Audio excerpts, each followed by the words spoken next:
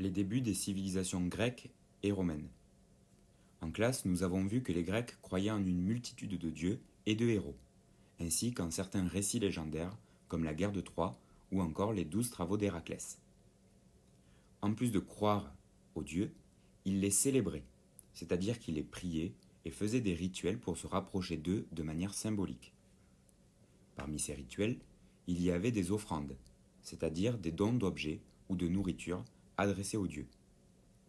Il y avait aussi des sacrifices, c'est-à-dire le fait de tuer un animal pour un des dieux. Les lieux de la pratique de la religion étaient principalement les temples. Les temples étaient de grands édifices majestueux et la religion y était pratiquée plutôt à l'extérieur. Les temples étaient composés d'une partie intérieure fermée par des murs et d'une partie ouverte délimitée par des colonnes. Les temples étaient richement décorés. Il y avait souvent des frises sculptées tout autour du temple. Les colonnes étaient elles aussi souvent sculptées et richement travaillées. Les Grecs reconnaissaient 3 styles artistiques et architecturaux pour les colonnes, pour les chapiteaux, c'est-à-dire le haut des colonnes, et pour les frises. Ces styles artistiques étaient appelés des ordres. Il y avait tout d'abord l'ordre dorique, avec des frises au décor très simple, et avec des colonnes sans décor particulier.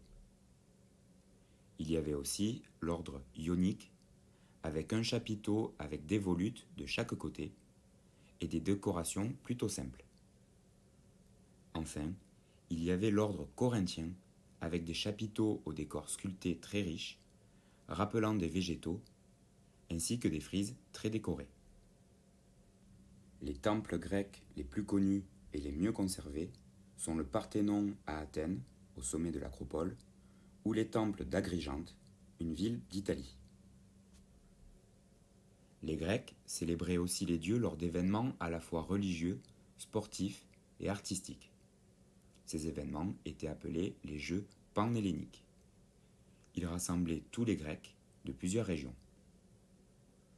Ces fêtes étaient réalisées en l'honneur des dieux. Il y avait 4 grands jeux dans 4 grandes villes grecques. Les Jeux olympiques à Olympie, en l'honneur de Zeus. Les Jeux pythiques à Delphes, en l'honneur d'Apollon. Les Jeux isthmiques à Corinthe, en l'honneur de Poséidon. Les Jeux néméens à Némée, en l'honneur des guerriers morts. Chaque année, les Jeux se déroulaient dans ces villes. Les Jeux à Olympie se déroulaient tous les 4 ans, comme aujourd'hui pour les Jeux olympiques modernes. Des messagers étaient chargés d'annoncer les Jeux de cité en cité, dans tous les territoires peuplés par des Grecs.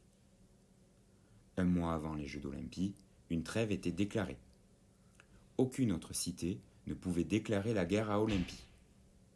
De plus, les sportifs ou les spectateurs pouvaient se rendre à Olympie en sécurité, sans être inquiétés par d'éventuelles guerres.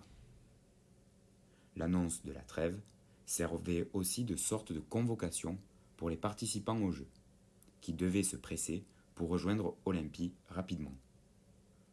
En classe, nous travaillerons en détail sur l'organisation de ces concours ou Jeux, les installations sportives, les épreuves sportives, mais également tout l'aspect religieux de ces événements.